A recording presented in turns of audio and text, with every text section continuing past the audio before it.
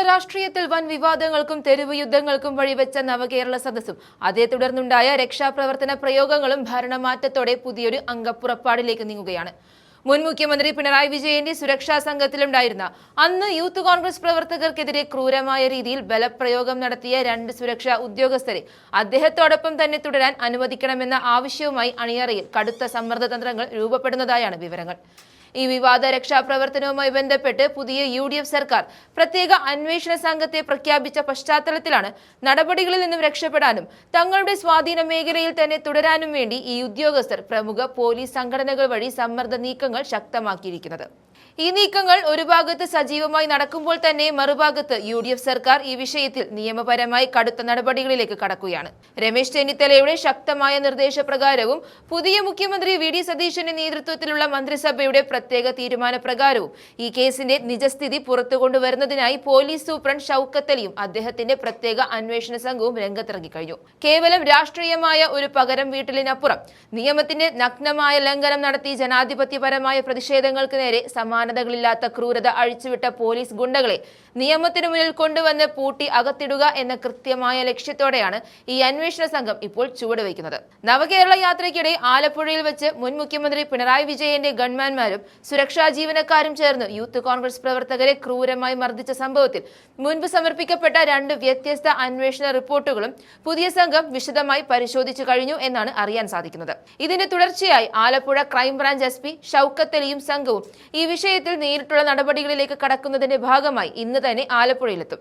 നവകേരള സദസ്സിന്റെ ഭാഗമായി VVIP വാഹന വ്യൂഹം കടന്നുപോയപ്പോൾ ജനാധിപത്യപരമായ രീതിയിൽ കരിങ്കൊടി കാണിച്ച് പ്രതിഷേധിച്ച യുവജന സംഘടനയിലെ പ്രവർത്തകരെ അന്നത്തെ മുഖ്യമന്ത്രിയുടെ സുരക്ഷാ ചുമതലയിലുണ്ടായിരുന്ന ഉദ്യോഗസ്ഥർ വാഹനം നിർത്തി ഇറങ്ങി വന്ന് ലാത്തിയും കൈക്കരുത്തും ഉപയോഗിച്ച് നേരിട്ടത് അന്ന് വലിയ ജനരോഷത്തിന് കാരണമായിരുന്നു. അന്ന് ആ നടപടിയെ ന്യായീകരിച്ചുകൊണ്ട് മുൻ മുഖ്യമന്ത്രി പിണറായി വിജയൻ തന്നെ രംഗത്തെത്തുകയും അത് പ്രതിഷേധക്കാരിൽ നിന്നും തന്നെ രക്ഷിക്കാനുള്ള ഗൺമാൻമാരുടെ രക്ഷാപ്രവർത്തനം മാത്രമായിരുന്നുവെന്ന് വിശേഷിപ്പിക്കുകയും ചെയ്തു.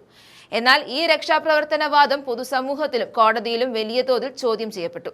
നിയമപാലകർ തങ്ങൾക്ക് നൽകിയിട്ടുള്ള അധികാര പരിധി ലംഘിച്ച് പ്രതിഷേധക്കാരെ വളഞ്ഞിട്ട് ആക്രമിക്കുകയും തലയ്ക്കടിച്ച് പരിക്കേൽപ്പിക്കുകയും ചെയ്തത് പോലീസിന്റെ ഭാഗത്തു നിന്നുണ്ടായ ഗുണ്ടാവിളയാട്ടമാണെന്ന ആരോപണം ശക്തമായിരുന്നു. തിരഞ്ഞെടുപ്പിൽ വമ്പൻ വിജയം നേടിയ ശേഷം VD സതീശൻ അന്ന് പറഞ്ഞതാണ് ഒന്നും മറക്കില്ലെന്ന്.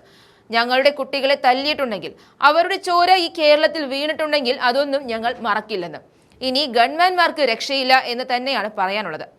ഇപ്പോൾ ഈ സംഭവത്തിൽ പ്രത്യേക അന്വേഷണ സംഘം രൂപീകരിക്കുകയും ശക്തമായ വകുപ്പ് തല നടപടികളും ഉണ്ടാകുമെന്ന സൂചനകൾ പുറത്തു വന്നതോടെയാണ് കുറ്റാരോപിതരായ ഉദ്യോഗസ്ഥർ തങ്ങളുടെ നിലനിൽപ്പിനായി പോലീസ് സംഘടനകളെ കൂട്ടുപിടിച്ച് രംഗത്തെത്തിയിരിക്കുന്നത്.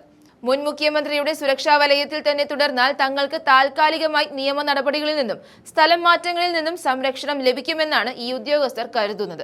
ഇതിനായി ഭരണാനുകൂല പോലീസ് സംഘടനകളിലെ ഉന്നത സ്വാധീനം ഉപയോഗിച്ച് ആഭ്യന്തര വകുപ്പിലും പോലീസ് ആസ്ഥാനത്തും ഇവർ കടുത്ത സമ്മർദ്ദം ചെലുത്തുന്നുണ്ട്. തങ്ങൾ ഔദ്യോഗിക കൃത്യനിർവഹണത്തിന്റെ ഭാഗമായാണ് അന്ന് പ്രവർത്തിച്ചതെന്നും അതിനാൽ തങ്ങളെ മാറ്റി നിർത്തുന്നത് പോലീസിന്റെ മനോവീര്യത്തെ ബാധിക്കുമെന്നാണ് ഇവരുടെ വാദം.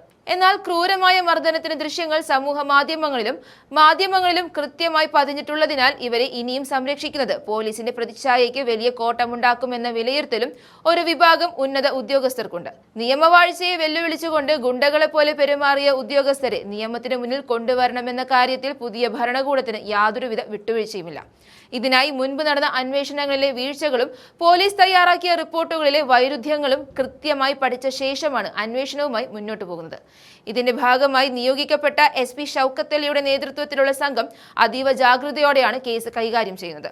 ആലപ്പുഴയിൽ നടന്ന സംഭവത്തിൽ അവിടുത്തെ പ്രാദേശിക പോലീസും ക്രൈംബ്രാഞ്ചും മുൻപ് നൽകിയ 2 അന്വേഷണ റിപ്പോർട്ടുകളിലും വലിയ തോതിലുള്ള വൈരുദ്ധ്യങ്ങളും വസ്തുതാപരമായ പിശകുകളും ഉണ്ടെന്നാണ് പുതിയ സംഘത്തിന്റെ കണ്ടെത്തൽ.